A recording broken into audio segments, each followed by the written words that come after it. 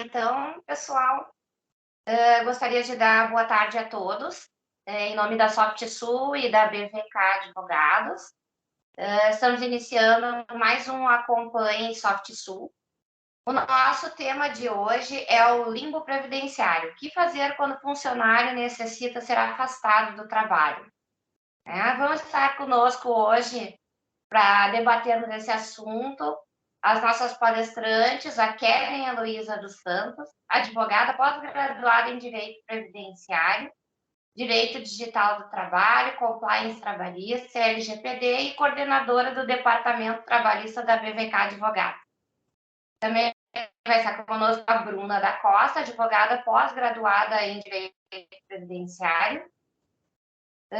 Desculpa, Bruna, não sei o que é o RGPS, me desculpa, Nova Previdência com ênfase em prática processual, coordenadora do Departamento Previdenciário da BVK Advogado. É um prazer estar com todos vocês aqui hoje. Vamos debater esse assunto que é tão importante e ainda gera tantas dúvidas aí nas empresas, departamentos de RH, e muitas vezes até algumas dificuldades depois na Justiça Trabalhista. Então, sintam-se à vontade em ir colocando as perguntas no chat, enquanto as meninas estiverem conversando aí, falando, e depois a gente vai ir respondendo na medida do possível. Se alguém eventualmente ficar sem o retorno devido ao tempo, a gente vai enviando as respostas para vocês. Esse evento está sendo gravado também, e a gente disponibiliza depois no canal YouTube da SoftSul, para caso alguém que tenha se inscrito ou não conseguiu assistir por alguma razão, a gente deixa disponível para vocês lá, tá? Ana, gostaria de dar as boas-vindas aí pela BVK.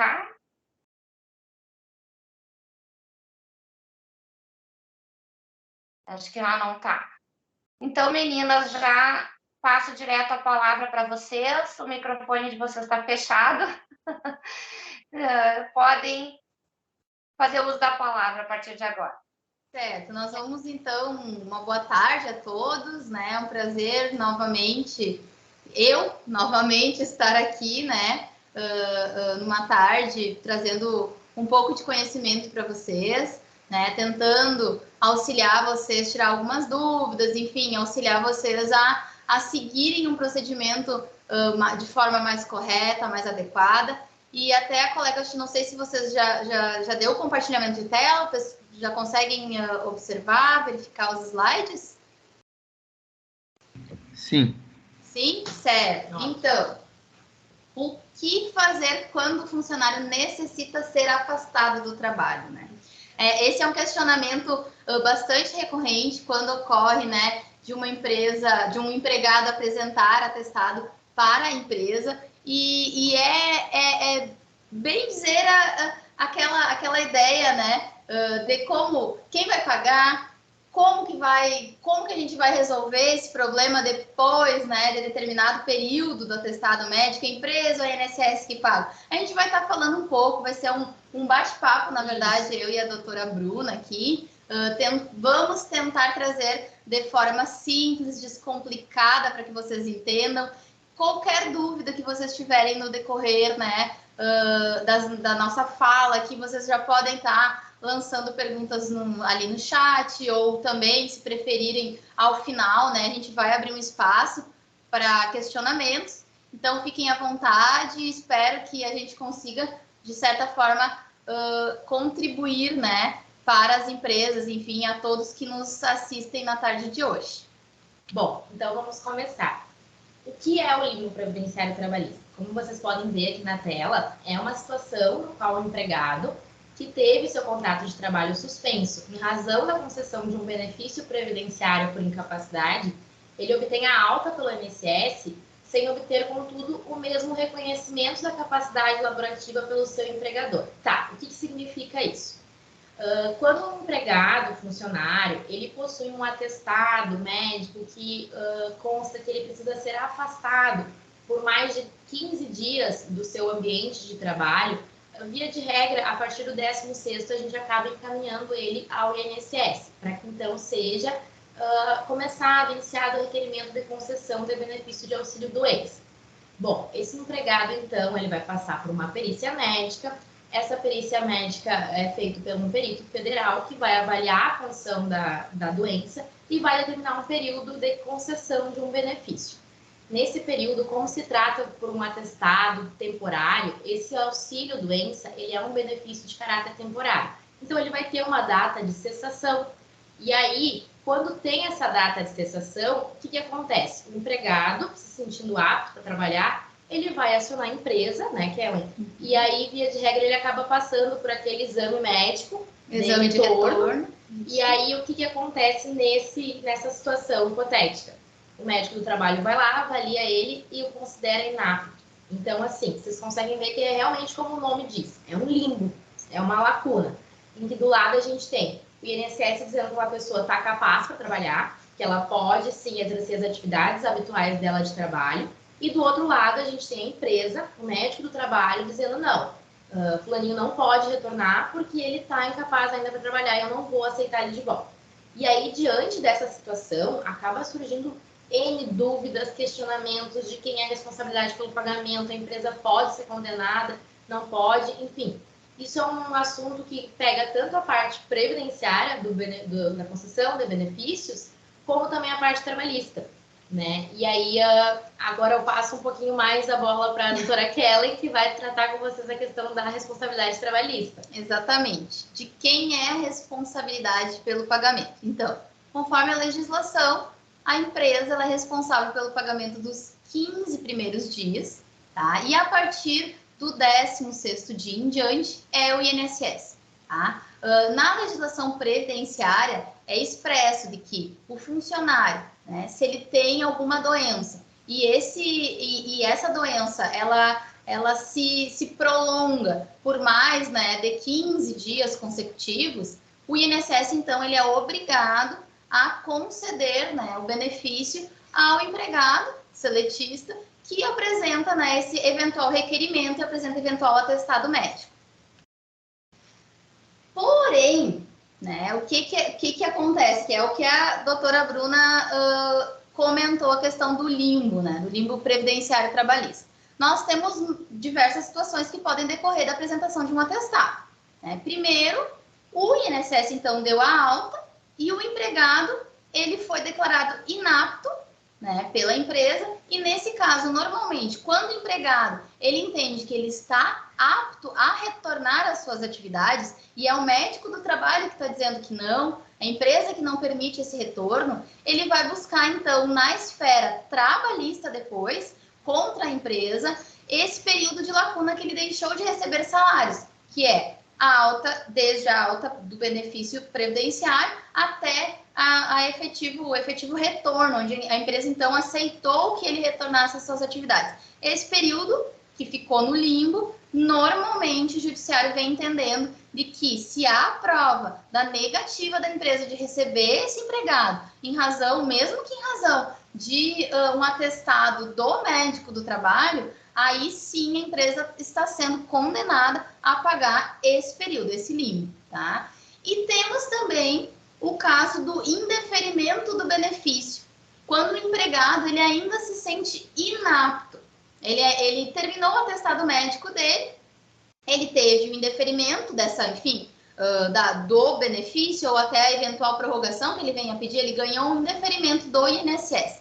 Mas a empresa, em contato com esse empregado, ele ainda diz, não estou me sentindo bem, não estou me sentindo apto a retornar às atividades, e tem, inclusive, um atestado de médico particular que demonstra aqui que eu não estou apto.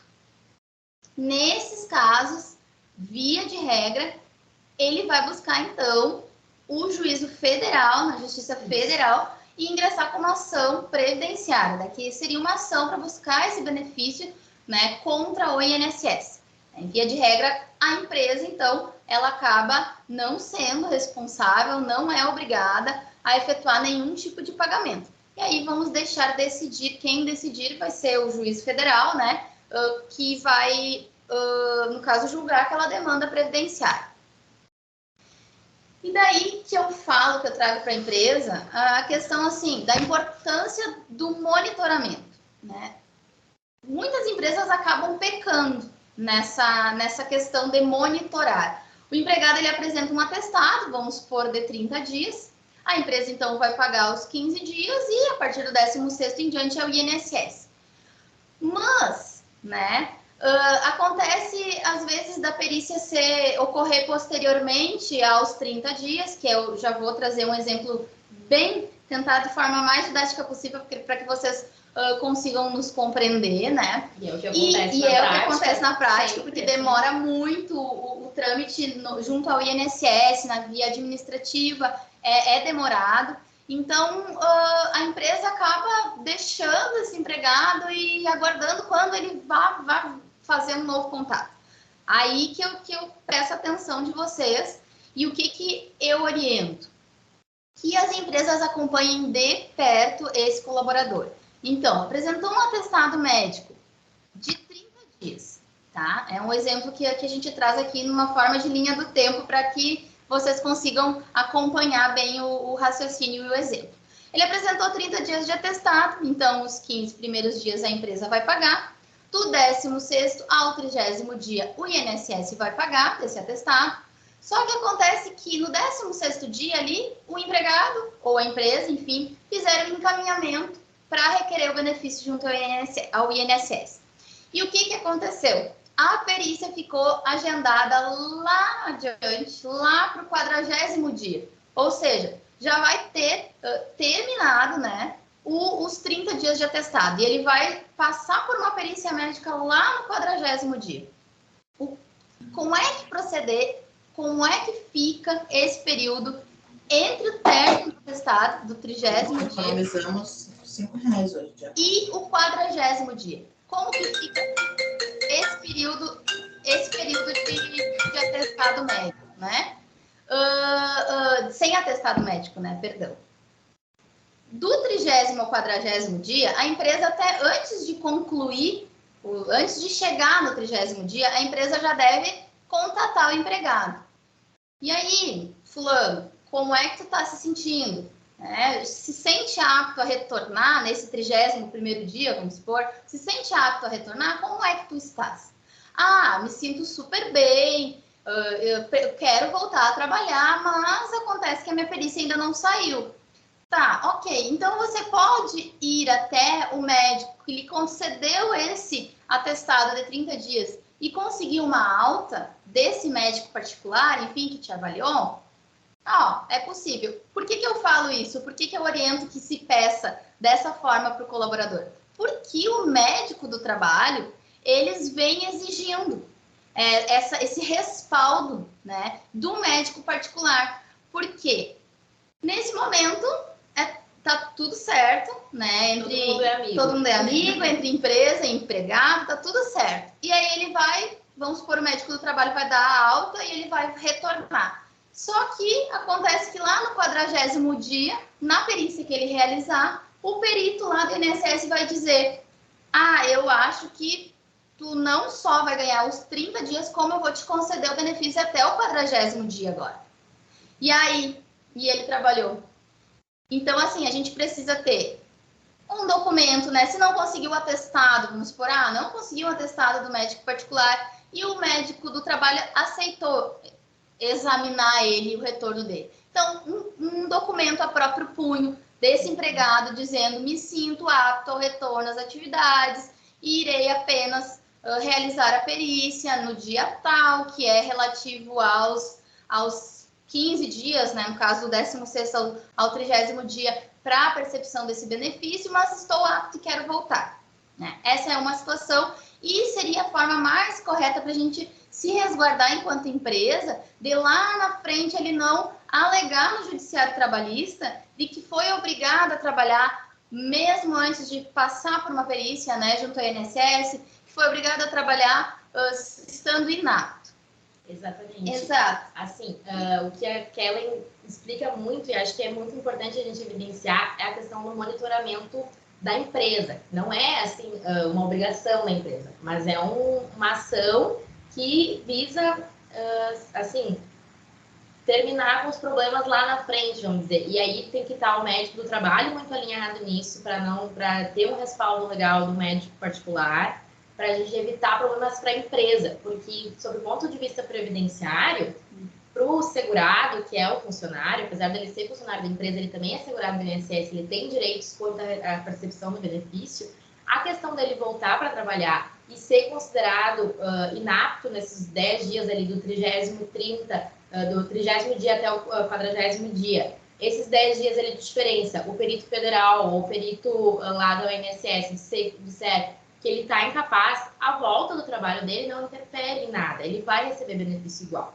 Porque a justiça entende que ele não pode ser duplamente prejudicado. Ele já está sendo prejudicado, que está numa situação de doença, afastado do trabalho, tem que lidar com a demora do INSS, demora da justiça, marcação da perícia, e ainda vai ser prejudicado de não ter essa renda, porque o que acontece na prática?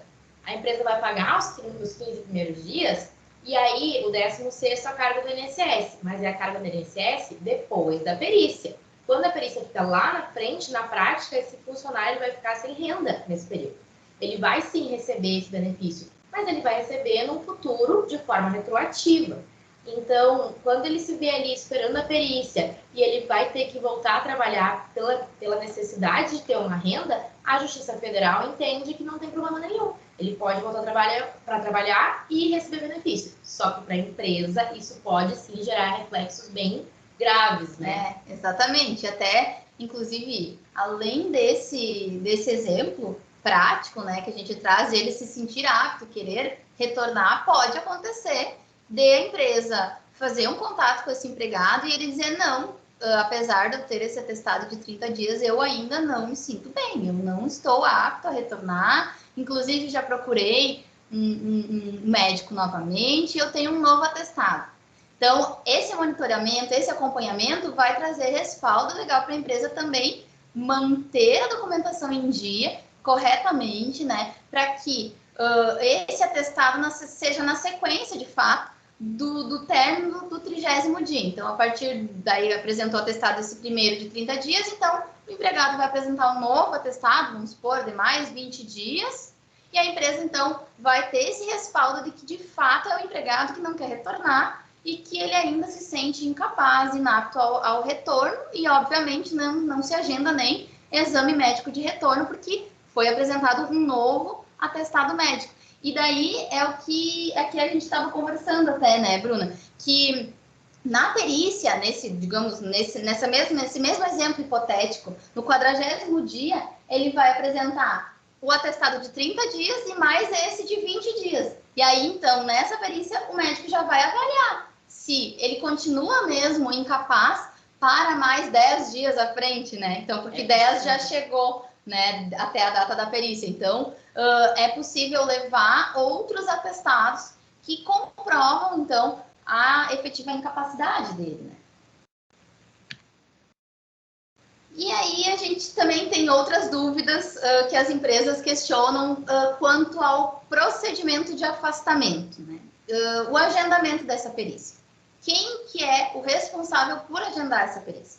É a empresa? É o empregado? O que eu devo fazer, Kellen? Eu devo fazer esse agendamento? Eu tenho que pegar a senha com ele? Não. Assim, a empresa ela não é obrigada a fazer o agendamento. A empresa recebe o atestado de 30 dias e ela é obrigada a pagar os 15 primeiros dias. É isso que está na lei. Do 16º dia em diante é o INSS. Só que, em razão dessa orientação que eu repasso às empresas do monitoramento, eu oriento que a empresa auxilie, no mínimo auxilie esse empregado a fazer esse agendamento, né, de perícia médica, porque na maioria das vezes eles não sabem fazer, né, esse pedido. Então, mesmo não detendo a senha do meu INSS, a empresa ela vai poder fazer esse agendamento e é o que eu vou passar agora a palavra para a doutora Bruna, porque dessa parte da Previdência ela entende muito melhor do que eu, é claro. Então, vou passar a palavra dela para ela poder seguir com vocês quanto ao procedimento, né, de afastamento. Bom, gente, como a Kellen falou, a empresa não é obrigada, mas o ideal é que ela acompanhe, auxilie o funcionário, porque a gente vai ter uma série de procedimentos que devem ser seguidos até a data da perícia. Então, a gente tem aqui, vocês podem ver que a gente bota documentos necessários. Por óbvio que primeiro a gente precisa de um atestado médico, né, em que conste ali o código da doença, que é a CID, e que em razão dessa doença, esse funcionário ele está incapaz de exercer as atividades laborativas dele por determinado período. Tendo esse documento, então, ele apresentando isso na empresa, a gente vai fazer o encaminhamento ao INSS. Como que é feito isso? Hoje a gente trabalha com um portal totalmente online, em que a gente tem o acesso ao Meu INSS. Esse portal ele pode ser utilizado tanto pelo empregado, tá, como pelo empregador. Pelo empregado, o empregado vai fazer o uso de forma individual. Ele vai fazer o acesso pela senha do Meu INSS e pelo CPF. Vocês podem verificar que ali embaixo, abaixo de entrar com o GovBR, tem não forneça sua senha para outra pessoa, ela é individual e intransferível. Então, o que acontece? O governo federal, aos poucos, está sistematizando, colocando os seus serviços e órgãos de forma online. Então, a senha do GovBR ela não serve só para encaminhamento de perícia, ela serve para vários outros requerimentos perante ao governo. Então, essa senha, via de regra, a empresa não tem, né? Que ela não é um dado em que a empresa tem acesso. Então, a empresa não vai fazer o encaminhamento para ali. Ela vai fazer o serviço sem a senha. E a gente tem abaixo ali em agendar perícia. Então, a empresa, ela vai clicar. Isso vai abrir essas telas aqui que a gente trouxe para vocês de forma bem explicadinha. Como que vai trazer. A gente vai preencher com os dados do funcionário. Vai clicar ali em perícia inicial e vai passando as etapas. A gente vai escolher o local onde o funcionário reside. Vai vir a agência mais próxima. E aí, aqui no momento em que a gente coloca o CPF do funcionário, o próprio INSS já traz algumas informações que a gente vai bater ali para ver se está tudo correto. Tem um ponto bem importante que se a empresa está prestando, assistência, está monitorando junto, conversou com o funcionário e disse, não, vou te encaminhar, a gente vai fazer isso de forma conjunta, o ideal é que a gente converse com o funcionário para colocar um celular, um e-mail, enfim, atualizar. Porque no momento em que a gente agenda uma perícia no INSS, é aberto um processo administrativo. Dentro desse processo administrativo, pode acontecer do INSS criar algum documento, necessita de alguma informação, e o modo que ele vai fazer isso vai ser através de uma notificação por e-mail ou por telefone. Então, o ideal é que a empresa, nesse momento, converse com o funcionário. Olha só, já que a gente está fazendo aqui para ti o encaminhamento, vamos colocar o e-mail da empresa, que a gente está sempre olhando. Ou então, quer colocar no teu e-mail, tranquilo. Mas que seja uma forma assim, de conversa. É uma parceria entre a empresa e o empregado. Né? Então, a gente vai fazer esse preenchimento. E aí, o que vai acontecer? Isso vai gerar um comprovante de perícia. E aquele segurado, aquele funcionário, então, vai acabar passando por a perícia médica. Eu trouxe aqui para vocês, só para vocês terem de conhecimento, como que faz o empregado.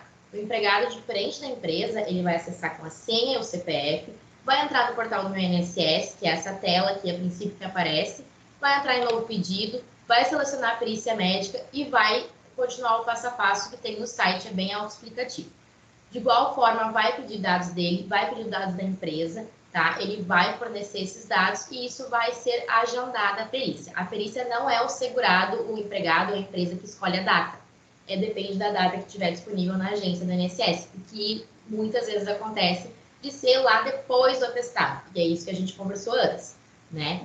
Em ambos os casos, vai vir esse comprovante de agendamento da perícia administrativa, em que vai ter os dados do requerimento, o local, a data, enfim, o horário, e aí a gente tem o termo de responsabilidade, que quando a empresa está prestando essa assistência de monitoramento, de encaminhamento, é ideal que ela pegue e imprima esse comprovante em 2 vias, pegando a assinatura do funcionário, guardando uma via para ela e a outra entregando para o funcionário. Por quê? Porque ele precisa levar esse comprovante na data da perícia e, como vocês podem ver, em nenhum momento a gente juntou documentos no processo administrativo. A gente apenas informou. Então, na hora da perícia, ele vai ter que levar esse comprovante, a documentação médica, o laudo, o atestado que diz que ele está incapaz para trabalhar por aquele período, tá? E levar esses documentos na data da perícia, que é ali que vão ser confirmados os dados que a gente informou.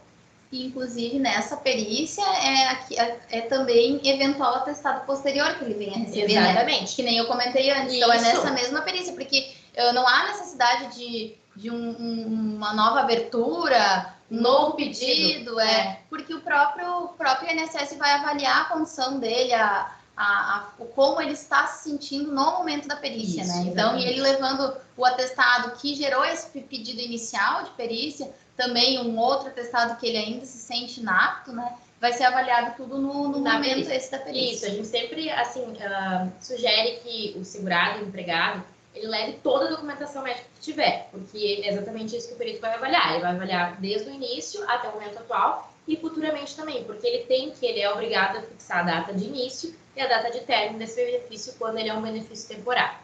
Ok, o segurado, então, o empregado, eu acabo falando segurado porque é o jeito que a gente acaba falando aqui no previdenciário, mas é o empregado, tá? Ele fez a perícia, como que a empresa sabe se foi concedido o benefício ou como esse empregado vai saber? O empregado, ele vai conseguir acessar esse resultado pelo portal do Meu INSS ou pelo canal 135, que é o telefone que a gente consegue ligar para a central do INSS, mas a empresa não tem a senha. Então, a empresa ela vai poder acessar essa informação, esse resultado, pelo portal do DataPrev, que é o link que depois a gente pode disponibilizar para vocês também no chat. E aí a gente vai acessar ali colocando o número do benefício, o número do requerimento, que isso vai estar no comprovante, por isso que é importante a empresa guardar uma cópia, tá? E os documentos pessoais ali daquele empregado que a empresa tenha a via de regra. A gente vai consultar o resultado da perícia e ali vai constar por quanto tempo esse funcionário vai receber benefício, enfim, demais informações que servem para saque do valor. Esse resultado, o empregado ele vai fazer a perícia, o INSS vai entregar para ele uma folhinha que diz assim: até às 9 horas da noite, no mesmo dia da perícia, vai estar disponível o resultado no site. Na prática, isso nunca acontece, tá? Porque o INSS, infelizmente, não está conseguindo cumprir quase nenhum prazo, né, de análise de benefícios. Ainda mais benefícios no mesmo dia em que a perícia de tarde e de noite não vai estar disponível esse resultado. Então, o que a gente já adianta? Que o resultado sempre está disponível no próximo dia útil. Então, o segurado fez a perícia na sexta-feira, vai estar disponível na segunda. Existem casos em que não sai o resultado, tá? A empresa vai acessar no portal DataPrev, o empregado vai acessar no meu INSS, não sai, aí começa aquela situação em que ninguém sabe o que fazer, o empregado acaba ficando nervoso. E aí, o que a gente vai ter que fazer nesse momento? A empresa, se estiver auxiliando, e isso é importante ter um monitoramento, também uma assessoria jurídica nesse sentido, porque realmente, em termos de processo administrativo, são vários requerimentos, várias etapas que a gente precisa passar, e no caso de não haver a disponibilização do resultado da perícia, o empregado, a pessoa, ela é responsável por abrir um requerimento de acerto pós-perícia. O INSS não... o que acontece quando não sai o resultado? É porque faltou alguma informação, algum documento. Só que o INSS, até o momento que for verificar o que está trancando, isso já passou dias e dias e dias, meses, às vezes anos, tá? Então, assim, o ideal é esperar 1, 2 dias, não sair o resultado, abre o requerimento de acerto pós-perícia. Isso pode ser feito pelo portal do INSS, a gente consegue fazer pelos outros canais também de telefone, e aí a gente vai, então, abrir para verificar o que aconteceu com essa perícia. E aí é importante da empresa ter esse olhar, assim, para evitar constrangimento e problemas no futuro. Exatamente, não deixar desamparado esse empregado, né? Achando que não vai receber o benefício, enfim, nervoso, e às vezes só é uma pequena exigência, um pequeno documento, assim, um documento que faltou, que ele acabou não levando no dia da perícia. Bom, na perícia, então, vai ser avaliado o que causou a incapacidade para esse empregado. O perito ele vai avaliar os documentos médicos que a pessoa vai levar, vai analisar como está a saúde dele naquele dia e ele vai verificar qual é a razão, o motivo do afastamento. E aí a gente tem a definição de qual será o benefício que esse empregado vai receber. E isso é bem importante para fins trabalhistas, né, de objetivo das empresas. Exatamente. Porque assim, se a doença ela for algo nada relacionado com o trabalho, vou dar um exemplo para vocês jogando futebol, no final de semana o empregado cai e quebra a perna. Não tem nada a ver com o trabalho, tá? Ele não vai poder trabalhar e aí ele vai receber um benefício em razão dessa doença. Agora, Seria daí o auxílio doença comum, né? Isso aí. Isso Tá. aí seria o auxílio por incapacidade comum. Ele não tem reflexos trabalhistas para a empresa. Isso, claro, ele vai estar afastado do labor, a empresa vai ter que Sim, se adequar nesse sentido, mas não vai ter nenhuma responsabilidade para a empresa, vamos dizer assim. exatamente. O empregado ele vai ter que cumprir os 12 meses de carência, ele vai ter que cumprir todos os requisitos legais previdenciários para ter a obtenção desse benefício. Agora, é diferente se por um acaso o empregado ele se acidenta dentro do ambiente de trabalho ou acaba ficando incapaz de trabalhar por uma doença em que ele contraiu exercendo as atividades daquele trabalho, que se chama uma doença ocupacional, né? Exatamente. E aí sim a gente vai ter reflexos na relação trabalhista. Isso, então agora eu já vou me metendo Isso. aqui, que daí já é da minha parte, questão dos reflexos na relação do trabalho, né? Relação trabalhista. Então, constatado que é decorrente de acidente de trabalho ou doença ocupacional, então a empresa ela acaba sendo obrigada, né, a manter esse empregado após essa alta previdenciária com uma estabilidade de, no mínimo, 12 meses. Além de todo o período, inclusive o período de percepção do benefício, essa empresa vai ter que estar recolhendo o FGTS de todo o período. E também, né, pode, lá adiante, o INSS buscar, inclusive, via ação de regresso, esses valores pagos durante o período em que o empregado ficou percebendo o benefício, né, acidentário. Até depois a gente vai ver um caso prático. Exato. Que realmente é o que vai acontecer nesse caso ali. Exatamente. Então, sendo acidente ou doença ocupacional, tem esses reflexos no direito do trabalho, enfim, na relação de trabalho, que seria a estabilidade e o recolhimento do FGTS, além do risco do regresso, é claro. E outras dúvidas que acabam surgindo, né, em relação ao próprio afastamento, quando ocorre a apresentação de atestados médicos, porque às vezes o empregado ele apresenta vários atestados, ele não apresenta um de 30 dias, ele apresenta um de 5, um de 10, daí depois um de 2, e vai assim apresentando, né? E como que fica, né? É possível somar atestados médicos para fins de percepção do benefício ou não? E outra questão que também causa bastante dúvida nas empresas seria acerca do abandono de emprego após o término do benefício, né? Se o empregado ele não se apresenta, eu posso então demitir ele por justa causa, por abandono de emprego? Bom, a gente vai falar um pouquinho de cada um desses dois tópicos que também trazem bastante dúvidas para as empresas, tentar explicar para vocês um pouquinho sobre isso também. E vou passar a palavra agora à doutora Bruna, que vai falar quanto à questão, né, dos CIDs, da soma dos atestados, e depois eu volto com a palavra, Bruna, para falar do abandono de emprego. Bom, a soma de atestados. A gente até conversou no início ali do nosso bate-papo sobre a questão de, eu tenho um atestado de 30, minha perícia ficou lá para o 40º dia, e aí eu tenho mais um atestado, eu posso levar esses 2 atestados na perícia? Pode. A gente tem uma regra de que a gente pode sim somar atestados, mas isso a gente tem que tomar cuidado que as CIDs elas devem ser iguais, tá? O que significa CID? É o código da doença, é o motivo do afastamento. Claro que toda regra no direito a gente sabe que tem uma exceção, né? Então a gente tem que sempre avaliar e verificar a situação real, tá? Porque o que acontece? A pessoa que tem um atestado de 5, de 10, de 15, todas da mesma doença, ela pode somar tranquilo, pode levar, pode ser encaminhada para o INSS, pode levar na perícia. Agora é diferente se ela tem, assim, uma CID de volta, aquela historinha de que final de semana quebrou a perna jogando futebol. Tem um atestado que diz sobre a perna quebrada. Aí, logo em seguida, ela apresenta para a empresa um atestado de Covid, entendeu? Não tem relação nenhuma, vamos dizer assim, a perna quebrada com Covid. Não foi uma progressão naquela doença. Não foi algo que deu uma continuidade. A gente vê que é coisas diferentes. E aí, a gente não pode somar. É diferente no mesmo caso do Covid, tá? O empregado, ele contraiu Covid, ficou afastado por um período, só que esse Covid, ele teve agravamento, teve uma progressão nessa doença e agora ele acaba tendo problemas pulmonares, que é relacionados ao Covid. É uma doença diferente, é uma CID diferente, porque cada doença vai ter um númerozinho, um código diferente, mas ela é relacionada à doença inicial, a doença que começou, né? É só progrediu. Então aí a gente tem uma diferença. Aí a gente pode sim somar esses atestados. Porque são decorrentes do mesmo problema de saúde do empregado. Isso aí. Então, assim, a gente sempre tem que avaliar realmente a real situação do que está acontecendo ali. Poxa, o empregado me trazer atestado cada dia de um problema de saúde diferente, aí a gente tem que verificar que realmente a gente não vai conseguir somar.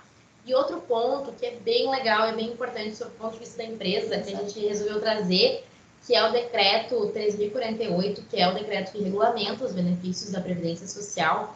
Ele admite a possibilidade de que, assim, se concedido um benefício, tá, por 30 dias a pessoa ficou afastada, esse empregado ficou afastado, ele tá bem, retorna para o trabalho. E aí, Com dentro 2 dias, disso, né? volta para o trabalho, dentro desse período que ele volta para o trabalho, dentro de 60 dias ele se sente mal de novo, tem que ficar afastado de novo dentro de 60 dias, tá? E aí ele vai ter que buscar outro benefício. A empresa, de novo, é obrigada a pagar os 15 primeiros dias se ela já pagou no primeiro afastamento? Não. Não, se não for, claro, se for decorrente do mesmo motivo da Isso incapacidade, aí. né? Digamos, Covid, problema pulmonar. Agora, se for quebrou a perna e Covid, daí não vai poder somar. Mas se for o mesmo motivo que gerou incapacidade dentro desse prazo de 60 dias, né, Bruna? Aí sim pode somar e a empresa não vai ter que pagar 15 daqui, depois 15 dali do outro atestado. Vai pagar os 15 só. E no segundo atestado, já desde o primeiro dia, Desde o primeiro dia já encaminha encaminhado para o INSS. Exatamente. E quanto ao abandono de emprego, né? É aquele questionamento que muitas empresas fazem. E se terminou o atestado médico do meu empregado e ele recebeu, enfim, alta junto ao INSS, ele não retorna ao trabalho, ele não se apresenta. Eu posso, então, demitir ele? Resposta, de pronto, não, né? Por isso que eu volto a falar a questão da importância do monitoramento e do acompanhamento, né, dessa situação junto com o empregado. Então, se esse empregado, enfim, terminou o atestado, você vai fazer um contato com ele e ele se sente apto a retornar, ele vai dizer, eu não tenho outro atestado, eu estou bem, vou retornar. E não retorna, aí o que a gente orienta? Que a empresa faça uma notificação extrajudicial. Pelo correio, né, com um AR, obviamente, que ele vai assinar, tem esse comprovante. Nessa notificação extrajudicial, vai solicitar o comparecimento desse empregado no prazo de 24 horas, 48, enfim, no prazo que a empresa entender, né, que é o necessário de se apresentar, que é possível que ele se apresente. E então, voltando a esse AR, né, assinado por ele ciente de que tem que se apresentar, de que tem que voltar, ainda assim ele permanece inerte, não se apresenta para o trabalho, não retorna às atividades, o que tem entendido a jurisprudência judiciária? De que se decorrer do último dia, né, do atestado, aliás, do primeiro dia que ele tem a alta previdenciária, se decorrer 30 dias, ele pode, então, sim, ser demitido por justa causa, vai restar caracterizado o abandono de emprego. Porque, mesmo tendo sido notificado, né, para retornar, ele não retornou. Ele simplesmente não quis, então isso restou caracterizado que ele não tem interesse mais na manutenção, né, do emprego dele. Então, aí sim nós teríamos o abandono de emprego caracterizado. E claro, né, pessoal, sempre aguardar um efetivo retorno dele e ter todos os registros, né, de eventual conversa, às vezes é muito hoje em dia pelo WhatsApp, né, qualquer posicionamento, porque nessa notificação, inclusive, a gente coloca que ou retorna ou então justifique a impossibilidade de retornar. Apresente um atestado. Exato, apresente um outro atestado ou até justifique do porquê que não pode retornar, porque não se sente bem. Então, a empresa tem que aceitar a eventual justificativa também, claro que mediante a apresentação de um atestado, né, obviamente. Então, para finalizar, né, a nossa explanação, a gente trouxe algumas jurisprudências Eu vou começar a falar da jurisprudência trabalhista, obviamente, depois eu passo a palavra para a doutora Bruna para falar da previdenciária. Aqui eu trouxe duas decisões que tratam exatamente do limbo previdenciário. Né? Na primeira decisão ali do tribunal, o que restou comprovado? Tá? Que não houve a recusa da empresa em receber esse empregado após a alta do benefício. Nessa jurisprudência, inclusive na decisão, o próprio juiz ele menciona ali que há uma declaração ao próprio punho da empregada dizendo que não se sente apta a retornar. E ela busca o benefício, né, junto ao INSS. Ela entra com uma ação, um pleito, né, judicial contra o INSS buscando esse período, né, em que ela está afastada porque ela entende não estar apta. Então, como ela perdeu lá na via judicial contra o INSS, ela acabou vindo, né, para o trabalhista buscar da empresa, porque afinal eles querem receber, né, independente de quem seja. E aqui, nesse caso específico, analisando o conjunto de provas realizadas no processo, o juiz entendeu que não restou comprovado que a empresa ela se negou a receber essa trabalhadora, tá? Diferente do segundo caso, que foi um recurso até interposto pelo reclamante, onde o limbo trabalhista previdenciário ele restou caracterizado, porque, diferente do outro caso, aqui a empresa se negou a reintegrar o empregado após a alta, porque foi exatamente aquilo que a doutora Bruna comentou no início, né, da nossa conversa de hoje, de que o médico do trabalho entendeu que essa empregada não estava apta, mesmo com a alta previdenciária, e então a empresa acabou não deixando ela retornar às atividades. E nesse caso específico, a empresa acabou sendo condenada por esse período, né, entre a alta previdenciária e o efetivo retorno das atividades dessa trabalhadora. Então, seria basicamente, né, essas duas diferentes, né, decisões que eu trago na esfera trabalhista para abordar rapidamente com vocês. Bem legal essas duas decisões que a Kellen trouxe, porque tratam de duas decisões do mesmo, assim, de uma mesma situação, né? É um limbo previdenciário que a empresa foi condenada e outra empresa não tem responsabilidade porque ela tinha um monitoramento. Ela tinha uma assessoria que, na época ali, orientou, tinha tudo guardado, tinha todas as provas e tem ali um respaldo legal de que ela não se negou a receber esse empregado de volta. Exatamente. Agora, sobre o ponto de vista previdenciário, tá? Eu trago aqui um caso em que eu resolvi trazer porque tem dois pontos bem importantes. Nesse caso aqui, teve a questão do limbo previdenciário, teve o indeferimento do benefício na via administrativa. É uma técnica de enfermagem, tá? Que ela, enfim, teve algum problema de saúde, buscou o benefício no INSS, foi negado, ela precisava inclusive fazer uma cirurgia que era puxada pelo SUS, estava em demora, e aí ela recebeu a alta administrativa e ficou nesse limbo porque não sabia se voltava ao trabalho ou não. E aí, como ela teve um indeferimento administrativo, ela ingressou contra o INSS, buscando justamente uma perícia judicial para comprovar que teve um indeferimento equivocado na via administrativa. E nesse caso aqui, ficou comprovado que sim, ela estava incapaz, que o INSS, no momento que fez a perícia lá administrativa, indeferiu esse benefício de forma errada e que sim, ela teria direito a receber esse benefício. Então, no desse caso aqui, o INSS vai fazer o pagamento desse período, porque ficou comprovado que sim, ela estava incapaz. Só que tem um ponto bem importante nessa decisão que a gente resolveu trazer, que é o que a gente conversou, que a doutora Kellen comentou numa parte do nosso bate-papo, que é a ação de regresso. Tá? Nesse caso aqui, ela tem problemas ortopédicos, em que ela tem problema nos braços e ela executa um trabalho dentro do hospital, que é técnica de enfermagem com atuação específica como instrumentadora cirúrgica. Então, ela está ali trabalhando sempre com a utilização dos braços. E a doença, ela tem relação com o desenvolvimento do trabalho dela. É uma doença ocupacional. Então, aqui a gente tem, sim, o INSS vai pagar esse benefício, mas tem um grande risco. E assim, o que a gente vem notando nos últimos anos para cá? Que o número de ações regressivas do INSS contra a empresa aumentou, assim, em 50%. E aí, o que acontece? Ficando comprovado nesse processo aqui que a doença dessa empregada, ela teve, em decorrência do trabalho, é uma doença ocupacional, o INSS, sim, pode e vai ingressar contra a empresa, buscando, então, esse benefício que ele pagou, para que a empresa arque com esses custos, arque com esse valor que foi repassado por ela. Se ela não estivesse trabalhando, ela não teria essa doença, não teria que ter esse benefício. Então, a gente tem que sempre tomar cuidado, né, nessas situações em que, em primeiro momento, parece muito bom, o INSS vai pagar, mas a gente tem que tomar cuidado e ter um monitoramento antecipado, cada passo, pegar o funcionário, conversar com ele desde o momento que ele apresenta o atestado, auxiliar ele no encaminhamento, enfim.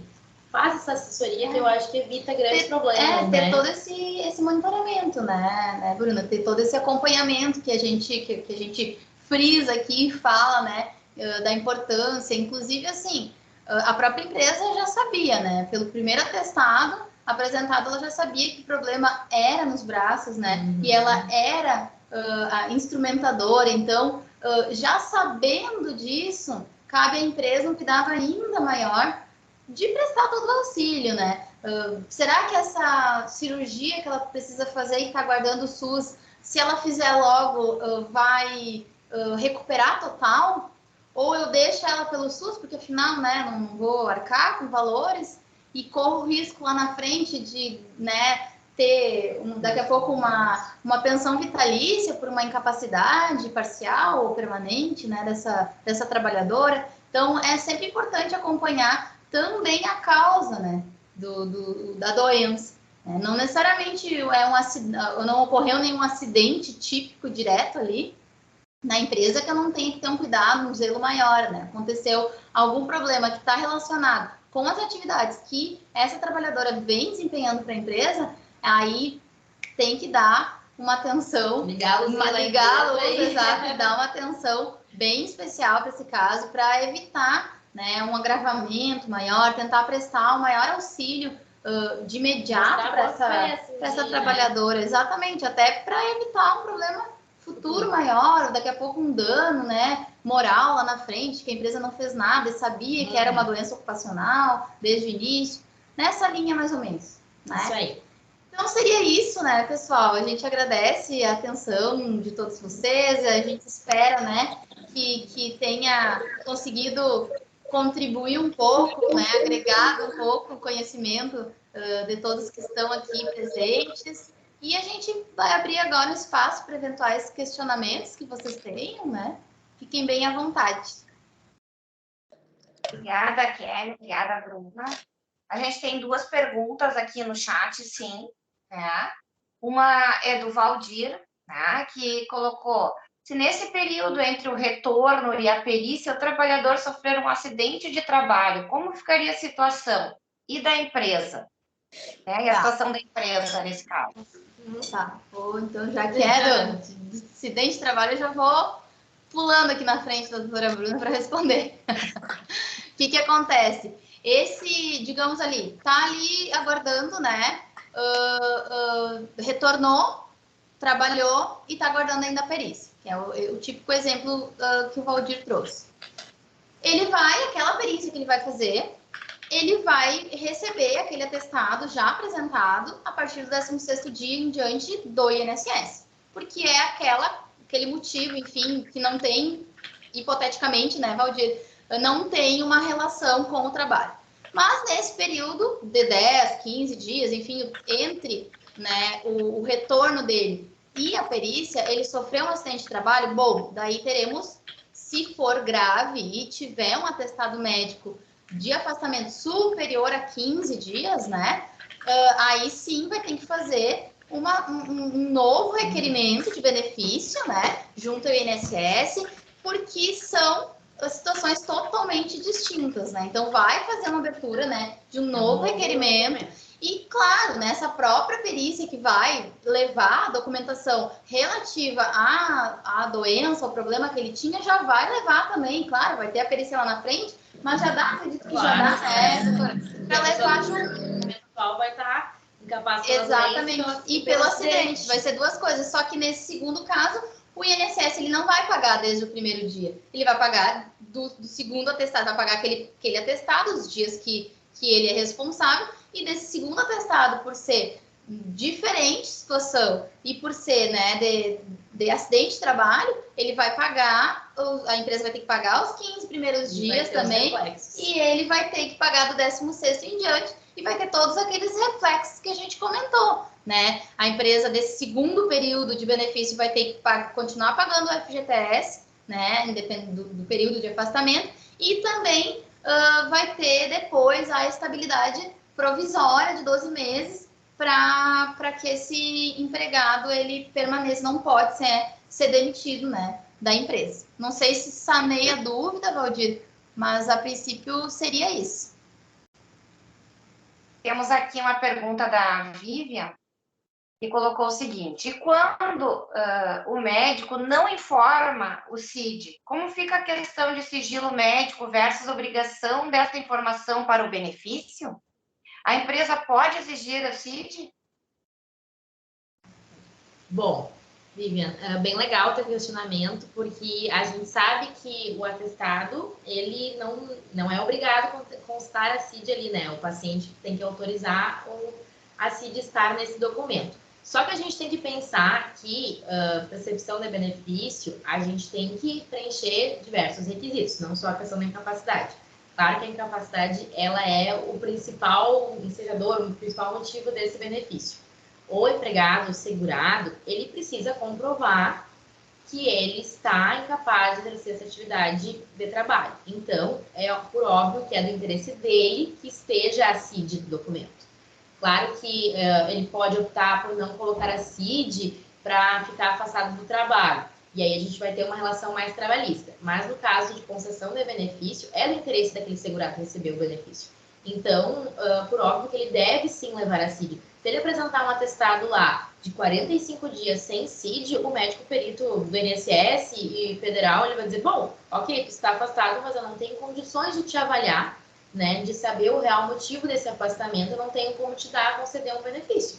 E esse benefício vai ser indeferido. Aí depois ele pode sim entrar com a empresa, mas acho que vai estar bem caracterizado que ele não se... a empresa ela não tem esse poder de exigir, né, o CID, infelizmente, apesar, né, de ser um requisito até do próprio INSS, a concessão de benefício, né? A empresa, infelizmente, não tem como exigir o CID. O que eu oriento é que se solicite, né, via escrita, não só verbal, para esse trabalhador, olha, terias como informar o CID por ser mais de 15 dias, né, o atestado, aí ele recusando, a empresa vai ter esse documento, esse respaldo, né, de que o benefício lá não foi concedido além do 15º dia, porque ele mesmo não quis fornecer a informação necessária para o INSS. E eu, enquanto empresa, paguei os 15 dias, que era o que eu estava obrigada. Isso aí. Então seria basicamente isso, exatamente. Ok, meninas, estamos com algumas perguntas aqui, vamos ver se a gente consegue responder a todas. Sim. A Letícia está perguntando se pode acontecer da perícia negar o benefício e a empresa é responsável pelo pagamento desses dias negados? Bom, é possível, né? A gente tem, assim, que trabalhar com a prática e na prática, na maioria das vezes, o INSS acaba negando, né? A gente sabe que eles têm um olhar bem criterioso em razão de diversos fatores e o benefício foi negado, foi indeferido. E aí é justamente... entra muito no limbo ali, a gente não sabe de quem é a responsabilidade pelo pagamento e a gente tem que avaliar a situação.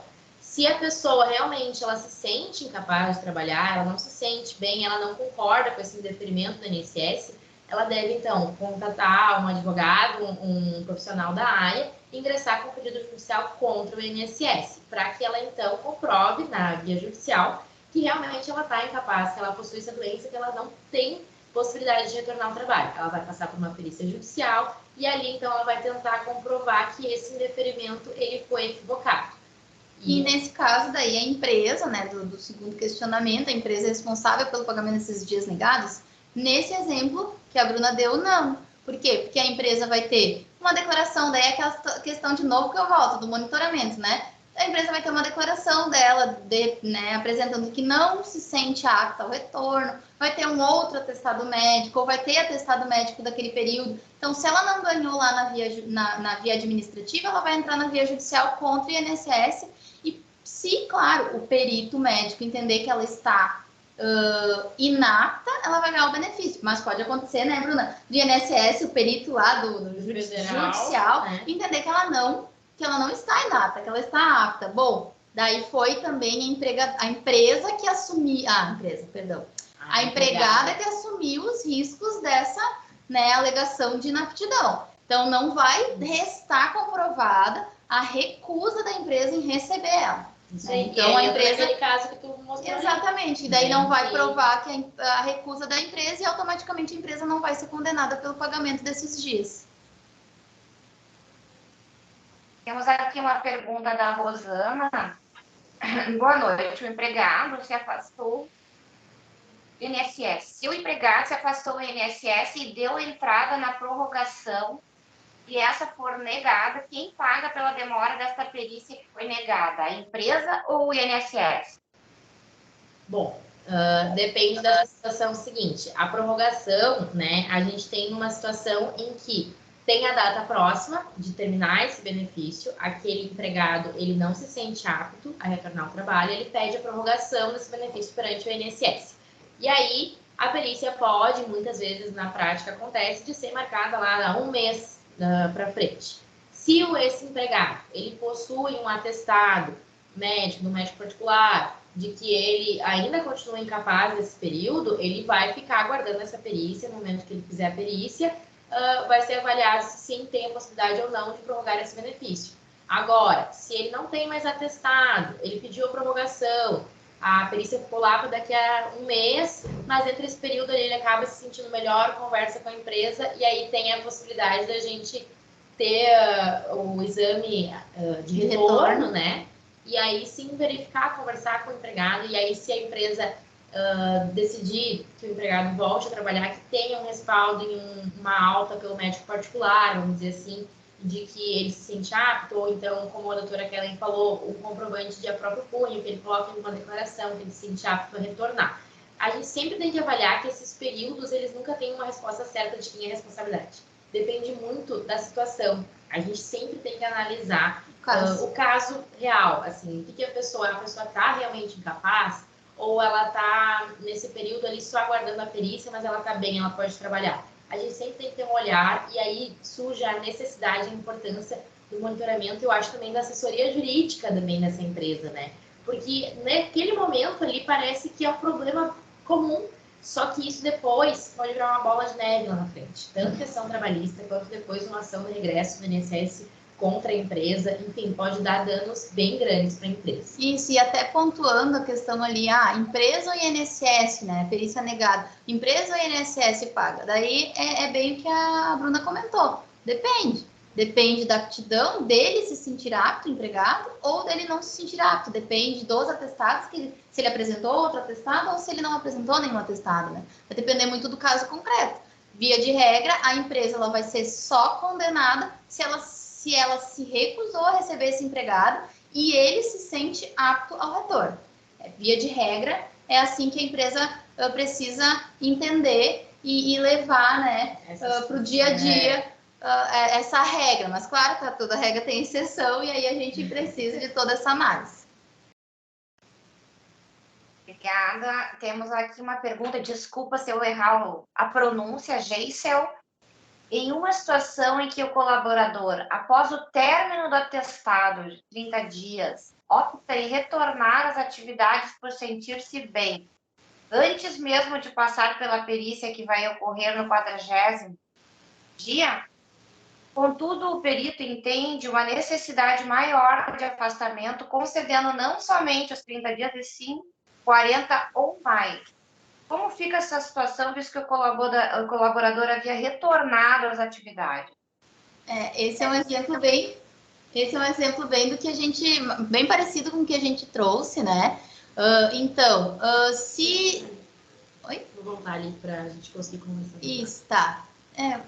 Tá compartilhando a tela ainda, né? Tá compartilhando a tela? Tá compartilhando a tela? Sim. Sim. Tá.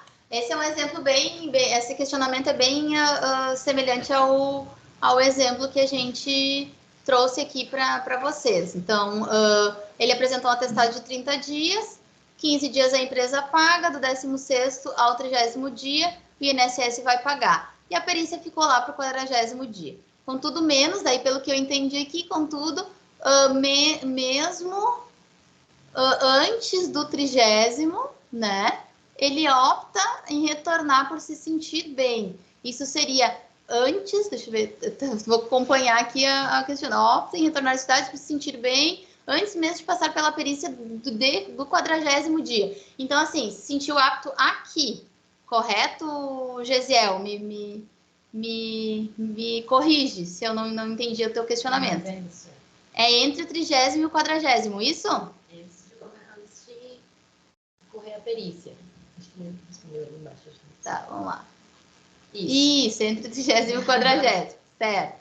Então, entre o 30º e o 40º, ele se sentindo bem, é aquilo que eu comentei. O médico do trabalho, via de regra, está exigindo das empresas, tá? Isso porque a gente eu fiz um acompanhamento de uma empresa bem semelhante a esse exemplo aqui que eu trouxe, que a empresa fez contato com o empregado, ele se sente bem, então, no 31º dia, ele quer retornar. O que o médico do trabalho está exigindo? Vou marcar um exame de retorno no 31º dia para esse colaborador e o médico do trabalho vai acabar balançando, tá?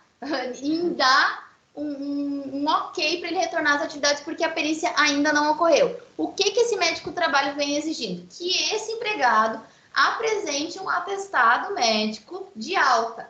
Então, que ele vá procurar esse médico anterior, né, que deu essa incapacidade por 30 dias, e que esse médico, então, dê a alta para ele de que ele está bem, que ele pode retornar.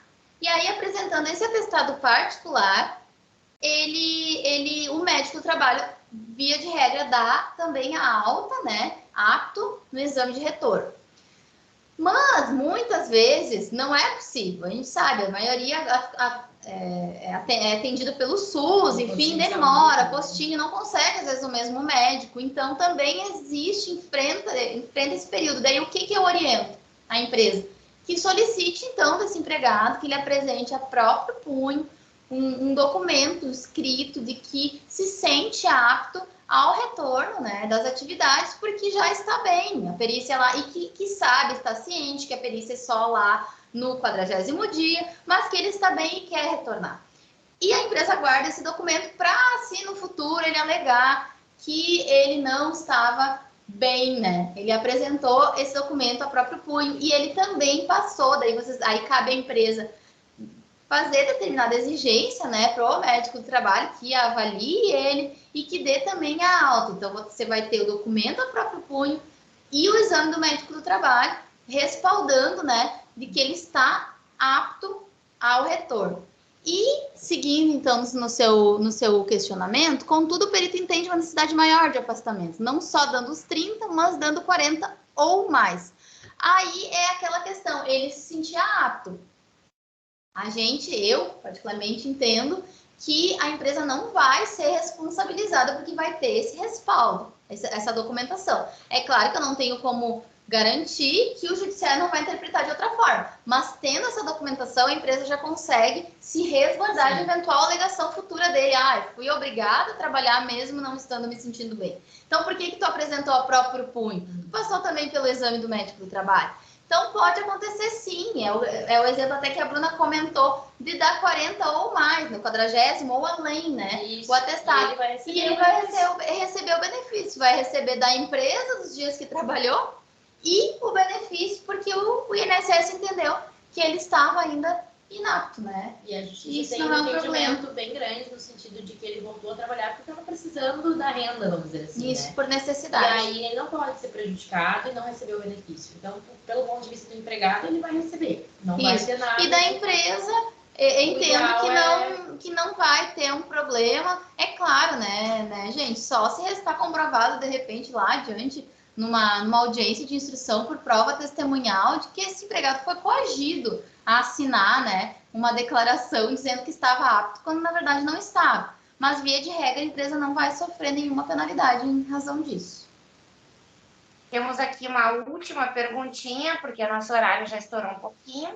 Se o funcionário não se sentir apto a retornar ao trabalho e a empresa também verificar que o trabalhador não reúne condições para retornar ao trabalho, o que pode ser feito para acionar o INSS? Acho que é quem vai pagar nesse período? Bom, se a gente tem um caso que está terminando o benefício e esse funcionário não está bem para trabalhar, a empresa também considera que ele não vai voltar, o ideal é que a gente faça o pedido de prorrogação desse benefício. Claro que a gente vai precisar ter um documento médico que ateste que ele continua incapaz. Não é só ele, não estou bem, quero continuar afastado. A gente precisa ter documentação que comprove. E aí a gente vai fazer o pedido de prorrogação. Esse pedido de prorrogação, ele segue os mesmos passos ali que a gente apresentou lá no início da nossa apresentação.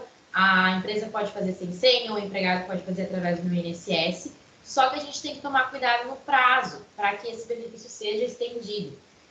A lei determina, e a instrução normativa do INSS também tem esse mesmo entendimento, que o pedido de prorrogação ele deve ser feito nos últimos 15 dias de benefício.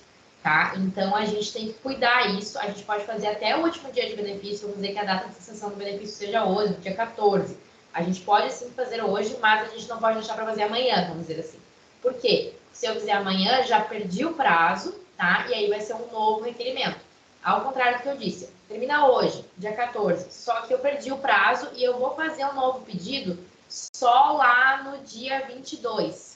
Então, tem um lapso aqui, do dia 15 ao dia 22, que eu acho que é isso que está me perguntando, quem vai pagar esse período ali. Se a gente não fez o pedido de prorrogação e o segurado, o empregado não acionou a empresa, né, a empresa não estava bem vinculada nisso, pode sim ter reflexos trabalhistas nisso, e é por isso que a gente evidencia de novo a questão do monitoramento, tá? A empresa, o ideal é que a empresa esteja sempre em contato com esse trabalhador no sentido, e aí, como é que tá, Planinho, tá se sentindo melhor? Eu vi aqui que tá terminando o teu benefício, tu tem possibilidade de retornar, tu vai ter que ficar afastado por mais um tempo, se sim, se precisa ficar afastado, quem sabe a gente já encaminha a prorrogação desse benefício, ou tu encaminha, mas tem o contato, tem o registro disso, de que a empresa teve esse olhar, ela teve essa diligência, isso, sabe? Teve esse período, porque caso aconteça dele perder o prazo da prorrogação, ele só vai receber esse segundo benefício da data que ele acionar o INSS. E aí é tudo de novo, é entrar com um novo pedido, uma perícia inicial, é um novo requerimento, não vai se prorrogar esse mesmo benefício, mesmo que seja da mesma doença. Ele perdeu o prazo administrativo, né? Então, sim, pode acontecer da empresa ser responsabilizada no caso dela não prestar o auxílio ali, não prestar toda a assistência, não ter provas de que fez isso na época. Exatamente. Então tá, meninas, muito obrigada, foi excelente, acho que teve bastante perguntas, né? Eu agradeço muito a participação de vocês, de todos os participantes, obrigado em nome da SoftSul e em nome da BVK, por estarem conosco aí nessa tarde, compartilhando as suas dúvidas, né?